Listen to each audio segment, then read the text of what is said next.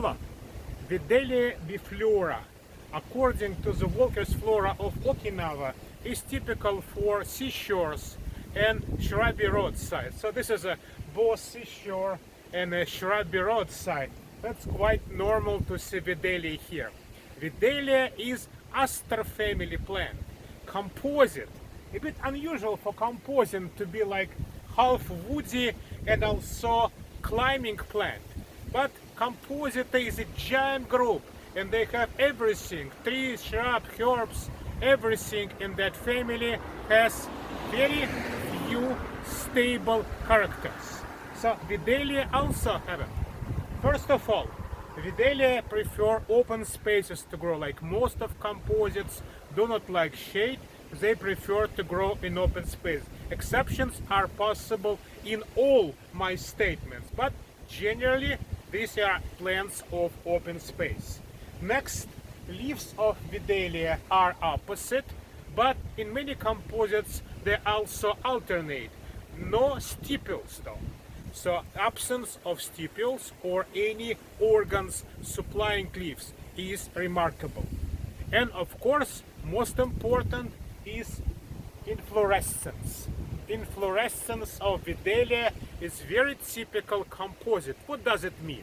Composite, something compound, made of multiple small parts. So from the distance, it looks like a flower. If you come closer, you will see it is consisted of many smaller parts. Each of them has some kind of radial structure. Then it is not a flower. So flower might consist of many small parts, but these parts are simple enough. It do not have radial structure in the second row. So these are composite inflorescence of many flowers. Composite inflorescence sometimes happen in other plant groups. So how to tell composite asteraceae inflorescence from all other similar ones?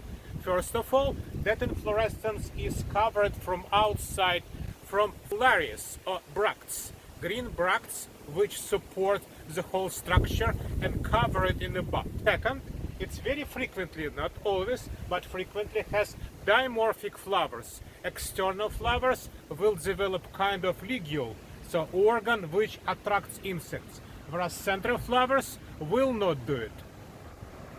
Then, very interesting, and it's quite visible on some younger inflorescences, that flowers will start to open from the periphery to the center. It is remarkable and will help you to distinguish composites with some other similar inflorescences for different plant groups. Finally, when inflorescence is ripe, it will develop fruits. These fruits are located in the same position as flowers were, and the actual calyx will be turned into pappus. So pappus is very specific organ which is remainings of calyx in a composite. Pappus can be very big and can help, for example, these fruits to distribute out, for example, in dandelion.